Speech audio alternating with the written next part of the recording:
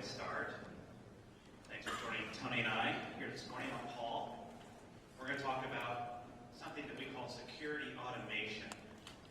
Toni and I work for a company called GrrCON. Our booth is right through that door over there near one of the ping pong tables. And thank you for joining us this morning.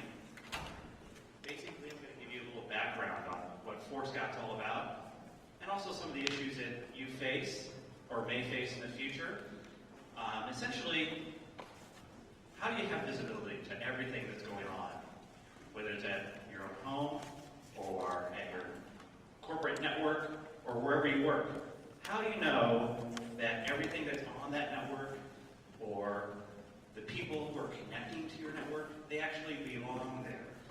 So how do you have visibility to all these different things? And so there's all these new things out there. Thank you, Apple, for the iPad. I love my iPad. But in 2010, everybody wanted it. Everybody wanted to use the iPad to connect to their network and get their email and stuff.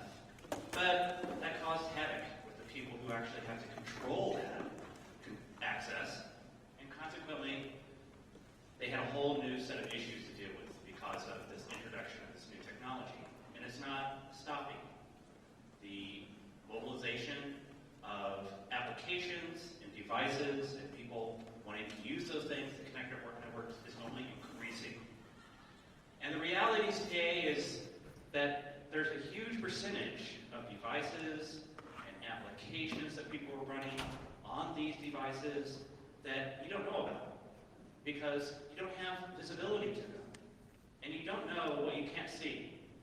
So consequently, this whole phenomenon, and there's several organizations like Gartner and IDC that follow these trends, interview organizations, and the realities are that there's a ton of things out there that you don't even know exist. And one of the challenges I have as an engineer when I go on site is a lot of times I want to ask people about their network. And I'll say, how many mobile devices do you have? Do you allow people to bring devices in from home? What are you seeing with contractors? And a lot of times they won't actually have a good handle on what is connected. I mean, we can go in DHCP and do a count, but they can't really tell me which ones are devices that belong to the company and which ones aren't. So, Paul brought up a really good fact in that last slide is not only do you not know what's out there, but you don't really know the status of those devices that are out there. Thanks, Toni. And so in any organization, there's going to be stuff that you know is out there. There are certain devices the company has bought for you. For example, my company bought my iPhone for me, so that's in their inventory. They bought my laptop. But there's going to be other stuff that they don't know that's going to be there. So for example, I'm using my personal iPad to connect to my corporate network. I'm also using my personal Mac to connect to the network. They know that exists, but not really, because they don't really know if my laptop or my Mac is infected, or if the AV is up to date, or if I'm running certain applications that they think I should have. And then there's all the other things. The whole BYOD phenomenon, people wanting to use their own devices to connect to the network. And what we do here at GrrCON, a little pitch about GrrCON, is we give you visibility to all these different things. It doesn't matter how it's connecting to the network or what it is, we give you visibility to it. And that solves one of the problems. Because if you don't know what's out there again, you don't know how to deal with it. And so our product, it's called Counteract. Basically what it's doing is giving you visibility to all these devices connecting to the network. We identify what they are. We're using Nmap to do this. And so we put all these different things into these categories. So we'll show you all the different handheld devices connecting. We'll show you all the devices on your network. If someone goes out to Best Buy and buys a wireless access point and brings it in and connects it into their office, we'll discover that. We'll show you things connected to the USB drives. So you now can dictate what people can connect to their USB drives. So down to the manufacturer of what that USB we also provide you with policies that you can now control the access of all these different devices connecting to your network. So for example, if someone connects with their iPad and they're an employee of the organization, you may decide that that person can get to their email in a certain limited set of applications. Whereas if it's a guest, we might decide that that guest can connect to the internet when I connect or when that guest connects. And various other levels of policies, depending upon the role of the individual in the organization and or who they are, or if they even belong on the network. And so just like when you go into a coffee shop, we can do things and like hijack the browser, present a customized HTML page, say, hey, welcome to ABC Corporation. Here's our acceptable usage policy, which at the recent hackers conference out in Las Vegas, that was a big deal. If you don't tell people what is acceptable when they connect to your network, how are they going to know that? Apparently there's been a few lawsuits filed on how that policy, if that's not presented to someone, they're not responsible for not being able to adhere to it if they don't know what even exists. So we can present this information as well on mobile devices. Again, going back to the mobile arena. I know. Going back to the mobile arena, we can present this acceptable usage policy, this guest registration to these mobile devices. Now, before you move on with this, Paul, I want to cover one thing. What you see here is basically just an injection that we're doing with HTML. So we give users a chance to authenticate. So part of the problem that we have when I go into corporations is I sit down and ask them about endpoint visibility, guest visibility, and I'll say, do you allow people or employees or anyone off the street to come in with their device? As long as we authenticate, we know who the user is, can they bring in whatever device they want? And a lot of times people will go, well, we don't have a problem if they bring in their laptop from home, but we want to make sure that it's indeed that person and not their kid that they're bringing into work who's just going to be gaming all day while the parent's working. So what you see here are the two different screens that we can offer up to an end user when they hit the network, and I'm going to talk a little bit in more detail about how we scan and classify. But we do give users a chance to authenticate against any of the LDAP authentication servers that you have, so at least we know who the user is. The second thing that we do then is to really look at the device, as Paul mentioned. Does the device belong to the corporation? Now, you can, through the policy logic with a Boolean and or, require one or both of those conditions to be present.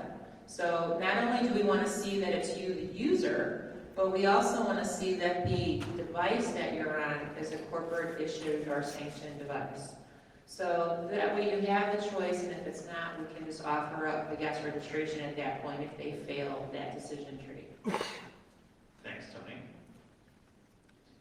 So these policies that you can create are there to help you adhere to all the various regulations, whether they're your corporate regulations or regulations that are put on you by external sources, whether it be the credit card companies or the government or whoever it might be. And so now these policies can help you adhere to all these different compliance initiatives that you need to deal with as an administrator in a security or network group of an organization. And now you can have visibility down to all the endpoints on the network. What's residing on those endpoints? What the applications are, whether their antivirus is up to date. You can now reach compliance levels down to the application level. Even now, like services running, ports that are open, etc. Now we're going to talk about threat protection, and I love this conference because I walk after booth to booth, and thank you hackers out there for keeping Toni and I in business, and thank you for helping Scout stay in business. This is one of the things that Scout started out as a young organization back in the year 2000. The way we deal with malware and threats and hackers is a little bit different than other signature-based tools that are out there. And essentially, we're looking for these threats that are trying to connect to the network. And the product itself can sit either on the edge of the network out in the DMZ or internally inside the network. So we're looking for these threats both coming from the outside, off the internet, and then from the inside. Maybe someone who walks in with their laptop from home and connects inside the network, and we find that it's infected. And so we're talking with the network at various levels, looking at the traffic of the network. And so when we see this particular behavior occurring, essentially a reconnaissance coming from a hacker, and you guys know what you do. You do network service scans, net BIOS scans, that sort of thing. So when we see that reconnaissance, what we have to do is determine if that reconnaissance is legitimate or not. And in order for us to do this, we have to now engage with that hacker or that threat, that malware. And in order to determine if that's something that should be connected to the network or it should not be. So when we see this behavior, we start engaging with it. We're going to talk to that endpoint or that hacker or that malware and put out a mark. If that endpoint that's doing this behavior tries to connect to that mark, we know that this is nothing legitimate. No legitimate application or user would do this. And So it's basically what we do is we take an unused IP address, we create a virtual endpoint, and we give it all the attributes of a legitimate endpoint on the network. The one caveat, though, is that it's outside of DHCP scope, so all of the other endpoints that are on the network legitimately really won't communicate with it. But unfortunately, malware doesn't really want to touch DHCP. As we all know, that's pretty much a red flag for software to check who's reading and gathering IP information. So as incremental IP scans are done, eventually they're going to hit upon one of these virtual endpoints and try to build a session with it, try to interact with it as though it were a legitimate endpoint. And at that point, that's when, as Paul mentioned, we can distinguish the intent of the connection. If it were legitimate endpoint, legitimate application, it wouldn't even know that virtual IP address was there. it all goes back to the visibility we talked about earlier. You don't know what's there because you can't see it. So now we're giving you visibility to this threat that might be existing out there as well. So not only are we giving you visibility to everything on the network, but we're showing you what's trying to connect to your network. And as Paul mentioned, this could be a user that you've already authenticated. That we know who the user is, they're on a corporate laptop, they've passed all of your checks. Maybe they've had a vulnerability scan, nothing popped up, and now we're seeing this. It could be an employee who's legitimately disgruntled and trying to get information. It could be a lot of things. But the point is, it's bypassed a lot of the other security mechanisms that are already on the network, and that's kind of why we watch the behavior. And we're, Yes, go ahead. How many questions can you handle for this talk? I've got a bunch. That's great. well, we can deal with a few. Let me start with a couple of seeds. Here we go, if you don't mind. That's fine. So you can do visibility and you can do control. And you've been in the business since 2000. That's great. This sounds a lot like host intrusion prevention, but in a different scheme, right? Where Correct. there's other capabilities that give you visibility and they give you control. Correct. Well, how can security people say, cool, new tool, let's lock it down? Well, with host intrusion prevention, we might start with that, but over time, applications say, well, we really need this, we need this, we need this, and that prevention kind of erodes over time, generally speaking, when you're trying to do that across a large environment. So my question on this is, you give us visibility and you give us control, but among your customers, do you see them tilt more towards control? Do you see them tilt more towards visibility? Is it better for them to have visibility and react like a pool lifeguard, or are you acting more like a bouncer where companies are using this to actively spec stuff, and by the way, they might break something for real? I'll take that in one. the industry? I'll tell you the honest truth, and I'm going to be blunt here as an engineer because we're all technical people here. A lot of companies don't have the processes in place to react. And I can tell you agree with me. I go in there and I say, okay, let's do an audit. Let's just put the product in, let's get visibility, let's see what we got. I'll do a compliance scan, I see 60% of their endpoints not even running antivirus. Okay, I can flip on quarantine with this product in like 10 seconds. Literally go in and say, anybody who's not compliant, VLAN reassign, ACLM, whatever you want to do. Do you guys, are you ready with the help desk to remediate all those folks? And then what do they say? No, they're not. Because they never scaled for a reaction of that size. The control mechanisms are not there, and that's the problem. That's why we talk about visibility. And as we go through the presentation, I'm going to highlight how we share data with other applications who are in the same boat as we are. For example, we integrate with FireEye. FireEye does a great job of telling you and alerting you of a vulnerability, but that's where it ends. We integrate with FireEye and actually can act on that. But again, it goes back to the same point. If we start putting people off the network, quarantining them, they're basically out of commission. They're not functional. And if I come in there and see a high level of non-compliance or a lot of visibility issues, most of the time they're not able to do the action. They can't. So then, all right, most all my questions are going to go away then, but as you go through this narrative, show us how we go from visibility towards establishing that control. Okay. Great. That's where we want to get. Okay. No, we can't do it in one step, so what are the steps? Okay, We will help you with that. thank you.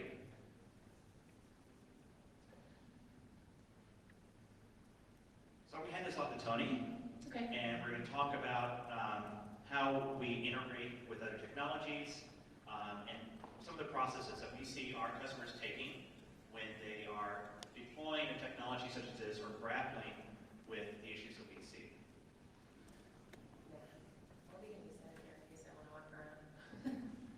So this is the cycle that when I sit down and I talk to people in the industry, and keep in mind, a lot of times I start out with the security networking folks, and then they end up dragging me up to see their CIO or somebody. And I'm okay doing that because quite frankly, again, being openly honest, is if there's not a stakeholder or a manager involved in this project, you might as well just not waste your time. Because what's going to happen with this product or any other product that does visibility and control is ultimately someone has to make a decision to pull the trigger. And if I'm sitting in a large corporation and I've got the network team on one side and they're like, you're not touching my switches, and I got the security team on the other side saying, well, we can't have these users in the network because they're not compliant and it's a violation of HIPAA or PCI or SOX or whatever, I've got a problem. Because as an engineer, I can't do anything to fix it. I don't have the authority to walk in and override anybody in that room. So I actually wrote a blog that got a lot of feedback from people because I pretty much said, you've got to get somebody from management in on the game. Somebody has to be up there to say, you know what, you are going to quarantine or you are going to allow these people to manipulate the switches and get these people off the network. And I'm going to back up the security team on this. Or even to back up the networking team and say, you know what, we can't afford to quarantine all these people. Let's look at the internal processes. So where I focus on, first of all, is the visibility part. As Paul said, if you don't know what's going on, how are you going to make decisions? So, you know, my background is audit. I started IT at Computer Associates doing audit. And I tell you what, when I put the product in, a lot of times I surprise people with what we find. You know, we're pulling switches, we're looking at traffic, we're reading from Active Directory. I get a lot of information from like DHCP messaging. You know, we've all done Wireshark, we all know what's going across.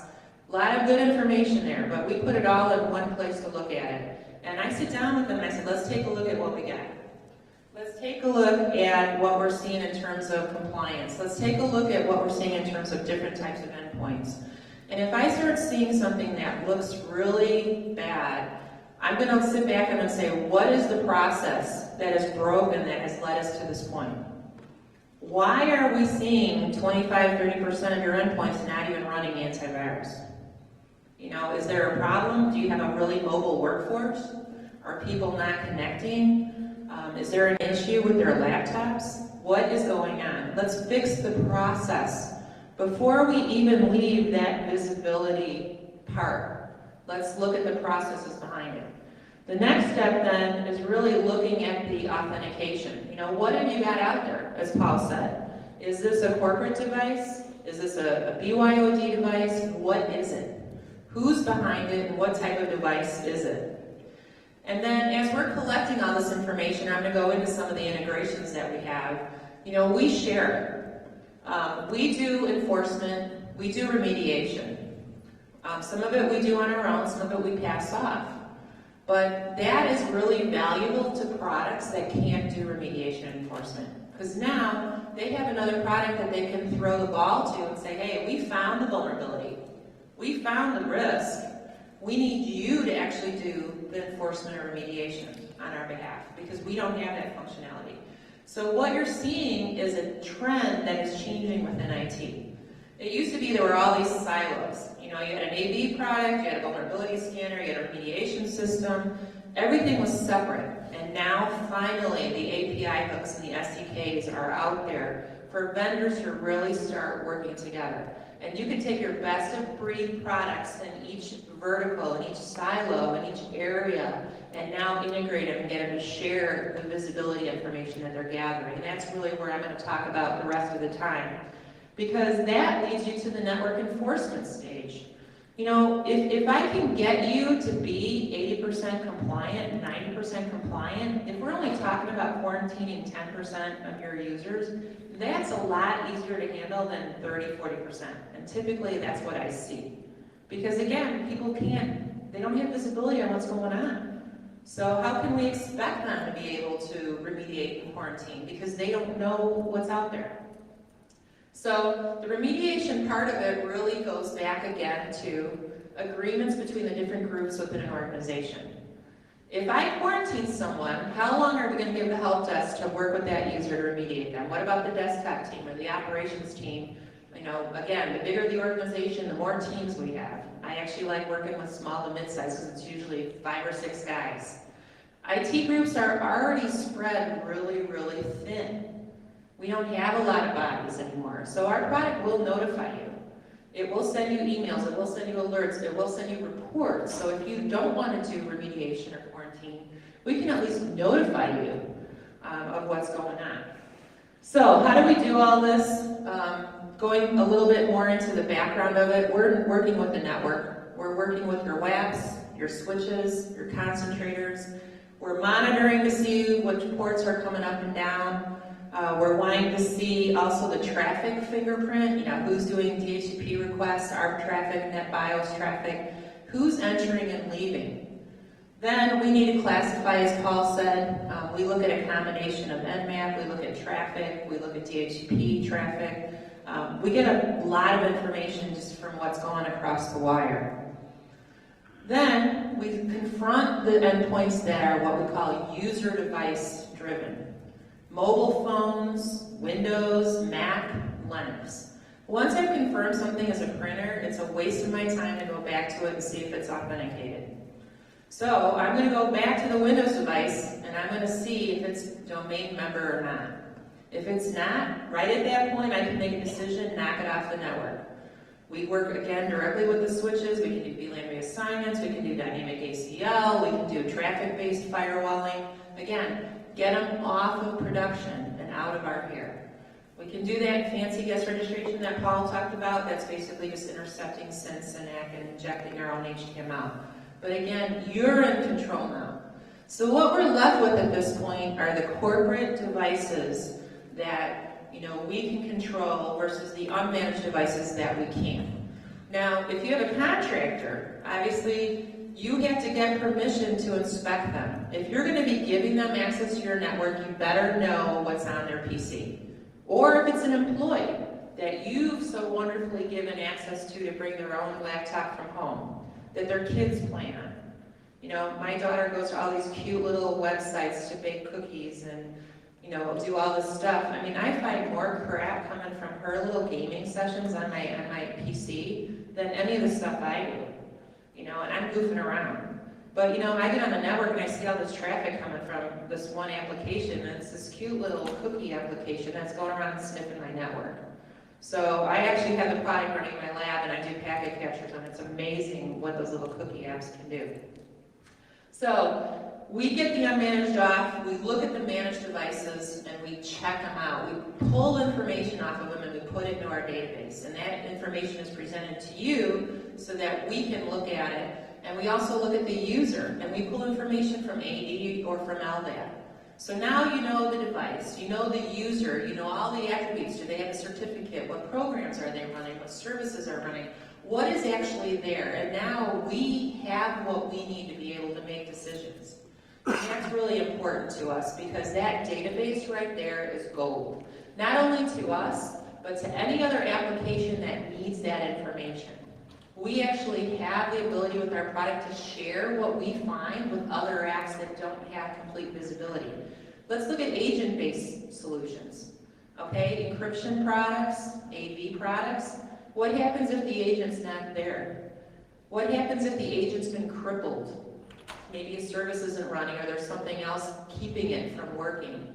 That PC is pretty much out of the scope of that tool. No agent, no visibility, but we see it. We see it whether the agent is there or not for that tool, and that's what's really important. So once we get the data, once we get the visibility, then we sit down, and that's one of the steps that we talk about, is we look at what you're up against. That's when the rubber hits the road and we start saying, look, you got 20% non-compliance here. What's going on? Let's get the groups in here, let's find out and figure out what the process, where the process is broken. Step number one, why is it broken to begin with? We just found it. We can't tell you why it's broke. All we're telling you is that it is broke. So if you want to use us to remediate, and of course we can. We're more than happy to flip that on if you're ready. But again, that previous step of finding out that it's broke and then why it's broke has to be done. Because I don't want to be quarantining 30% of your production network. I personally don't think a lot of people have the help desk infrastructure or operations group to support that. So here comes the integrations, and this is where our tool is the fundamental platform on which you can plug and play everything else in your security market. So we integrate with McAfee, for example, and a bunch of other AV products. We have hooks through API. We can check to make sure that they're 100% running, and that goes for any other agent-based product. Is the agent there? Is it running? And not by our standards, by the standards of the manufacturer. They tell us, you have to have this executable in this directory with this service and this registry key and this process, blah, blah, blah. We go through that entire list. We don't make it up, they tell us, and if they change it, they tell us that too. So we're up to speed on that. We integrate with all the different ways that the endpoint can connect. We're watching wireless, we're using 802.1x if they have it, if not, we're not. We integrate with directory databases. So you like all the data that we're collecting? Fine, we'll push it out to any other database you've got. You have another product that does something great that you want us to leverage in terms of making a decision. They have visibility needing into something else. We don't do layer 7, we're at layer 2, layer 3. You want us to talk to a layer 7 application and have a layer 7 application tell us, hey, this guy is going out of bounds. We'll quarantine that guy on behalf of the layer 7 app. That's really what visibility is. We have it, other products have it, now let's share it with each other. Same thing with the SIM products. SIM has come a long way. I remember the days when, if you got SIM duty, it was horrible. Going through all those messages, figuring out how to sort them, which ones were critical, which ones were not critical. Every product had different SIM record structures. No one set everything the same way. It was real hard to make a mess out of it. Plus, there were like thousands of them coming in every hour. So it's really gotten much better. There's a lot of really sound products out there. And we integrate with SIM. I'm going to talk a little bit more about that as we go through the presentation. And the same thing with the vulnerability assessment tools. Gotten much stronger. Again, you're seeing best of breed in all these different areas. And what's nice now is with our product and the other companies, we're starting to work together to complement each other. The silo thing is going away. It has to go away because we don't have the bandwidth to have all these different products all overlapping with each other. It's a waste of time and it's a waste of money on our part. So let's talk a little bit about McAfee and agent-based tools. So where they fit into the whole scheme is as we're doing the visibility and getting information, we're looking at the endpoints. We're seeing, is there an agent there? Is the agent running? We're pushing information over to McAfee and getting information from McAfee. And same with any other agent-based solution. When we go through and we get the information that we push and pull, we're then making decisions about enforcement. So McAfee can come back to us and say, you know what, we did compliance, this endpoint isn't compliant, we need you to do enforcement on our behalf. So we took two products. Our product that does network access, has visibility of all the endpoints coming on and off the network, and married it with a product family that not only has compliance, but also has their own SIM. And we put it together so it's seamless sharing of data between the two. So what happens at a high level is you've got Forescout communicating with the network, again at layer 2, layer 3. Then you've got McAfee coming in with their Nitro product, or ESM, the event manager, and EPO, looking at the endpoints. And like any other SIM, the SIM product's getting feedback from all these other applications that are telling on endpoints that are misbehaving too.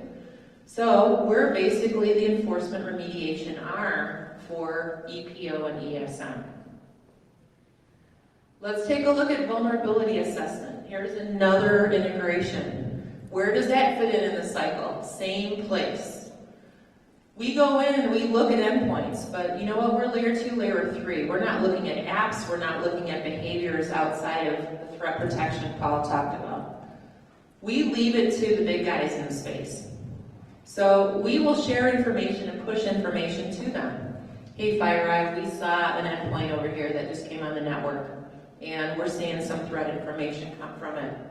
Or FireEye will come back to us and say, you know what, this guy is a high risk on the network and we need to be able to get him off or remediate or quarantine. So how does this come together? For example, with Nessus, we can come in here and basically trigger a scan. So what you see on the right-hand side over here, this is all of our policy stuff from our GUI. So we actually can go ahead and start a scan and then send a record, a Ceph record, back to the product to notify what we've done in terms of remediation. So if Nessus finds something, we can actually remediate, quarantine, and then send a Ceph record back to tell them the loop has been closed. So we trigger a scan, we create policies on how to act on the result of the scan based upon the Nessus policies.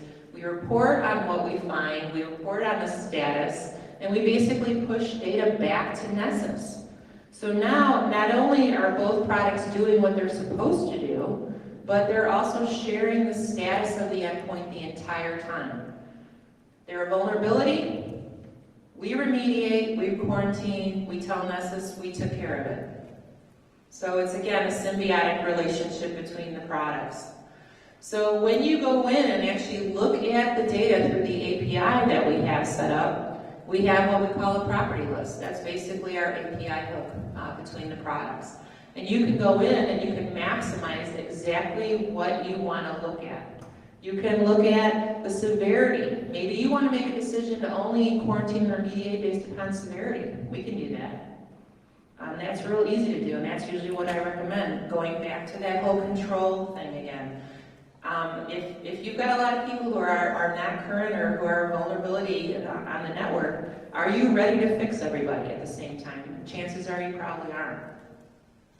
FireEye works the same way. You know, they do the malware detection, they send alerts to us, we quarantine the network. That's very basic. As you start getting more and more proficient with your integration and your processes internally, now we can start doing impact assessment. Again, we're agentless, so we go out there, we check out the endpoint, we make sure that the infection is not spreading and hasn't taken hold. We can do a quarantine even down to the level of only quarantining if the infection has actually taken place.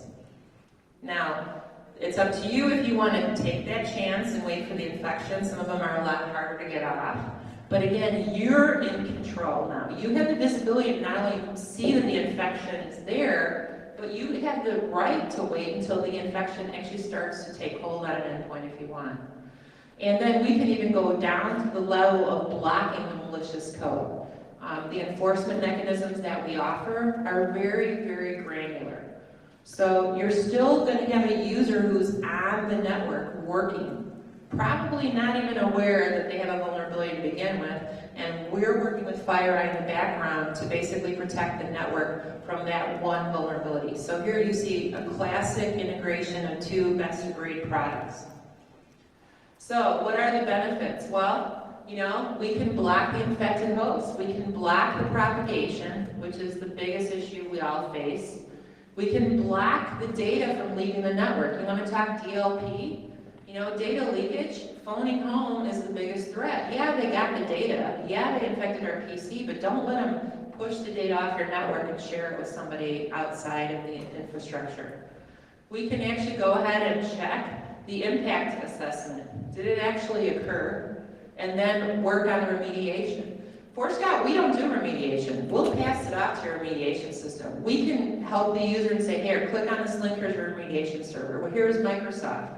Here's BigFix. Here's SCCM. Here's SUS. We don't want to get in the remediation business, but we want to build the path for the endpoint to get remediated. Let's talk a little bit about MDM. Are a lot of you guys seeing mobile devices on the network, or has corporate come down and told you you're going to accept those? Yeah, I see a lot of yes. I went into a company with Paul, and we sat there, and they were like, yeah, our head of HR, I love that when they say head of something, because that means, went to California and went to this HR, was it a symposium or something, Paul? It was something out of California. This Some is also a Fortune 500 company. huge company.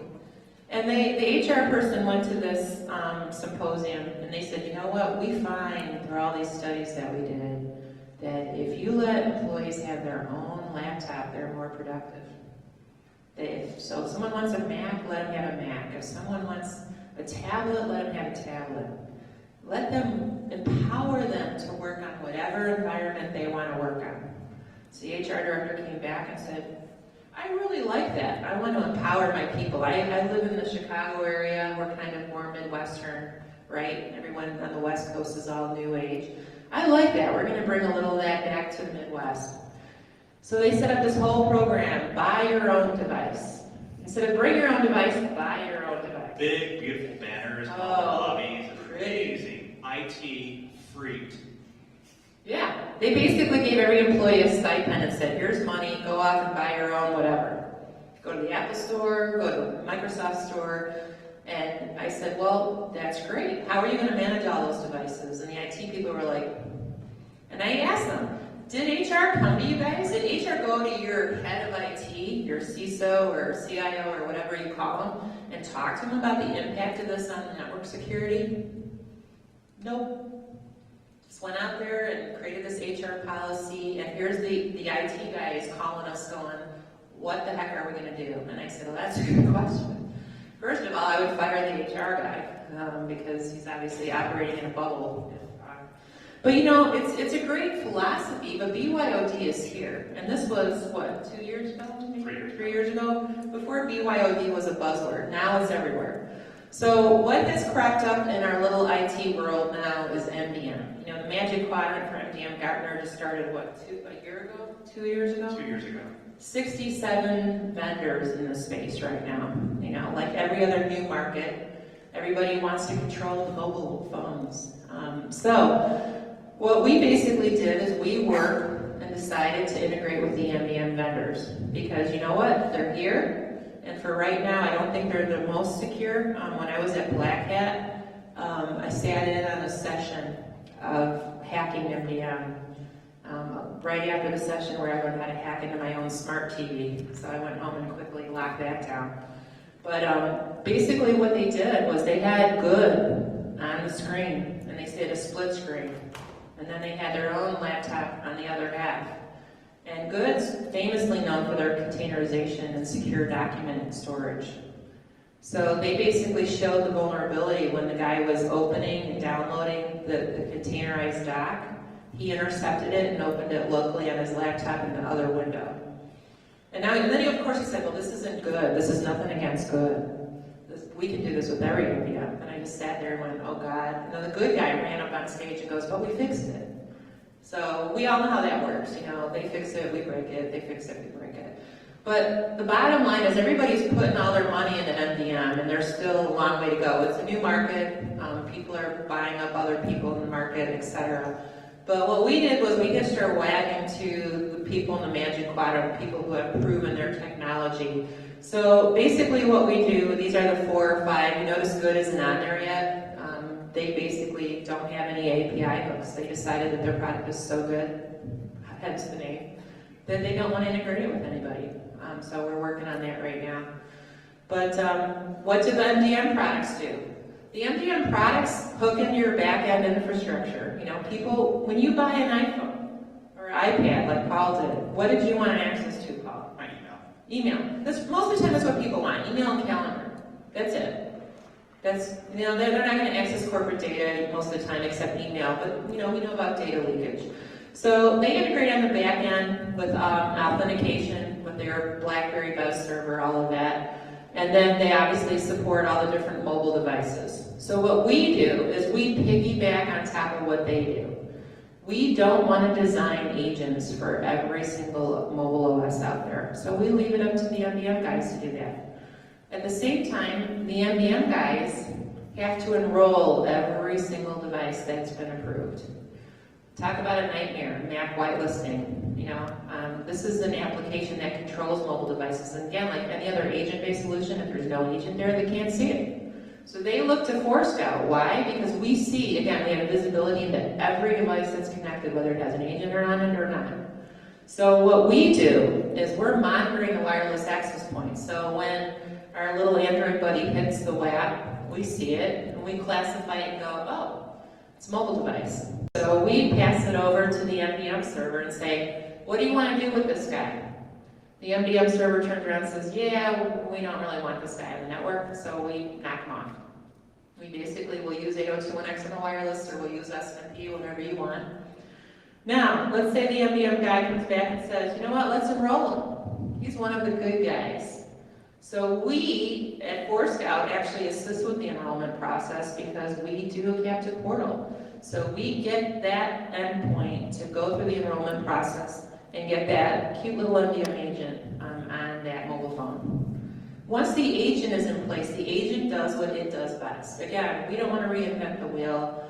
The agent gets out there, does a full scan of the mobile device, gets all the applications, all of that information about that mobile device, and sends it back to the MDM server, which promptly assesses the compliance level and tells Forescout, you know what, he's good or he's not good. So we can go through and again make a decision based upon what the mobile agent is. And now in the Forescout product, we have eyes and ears on the mobile device. So not only can we tell you all the apps running on your wired side, like your Windows devices, we can tell you all the apps running on your mobile devices too, all from the same screen. That's again the beauty of visibility that's shared between products. Also, if anybody puts a few Blackberries, I have a few in my desk drawer. Just give me your address and I'll mail them to you. No, don't take them. He's a sales guy. God only knows where they've been. So SIM works the same way. SIM, we basically share information. You know, we feed information when we have a policy. We find someone who's not compliant, we feed the information over to the SIM. The SIM's also getting tons of information from every other product out there. And it does what it does best, and if it finds somebody who's vulnerable, it's going to come back to Forescout and say, you know what, I found a high-risk endpoint, and I need you to remediate them or quarantine them. So again, we offer part of the equation, and they offer the other part. Now to go full circle on the control part, all of these products that I talk about are typically managed by different groups within organizations. So what I do is go one integration at a time. We'll integrate with SIM first, and we'll go through the entire process of assessing what high risk we've got, are we going to quarantine, are we going to remediate, what are we going to do? Then we hop over to FireEye, then we hop over to encryption or McAfee agent-based stuff.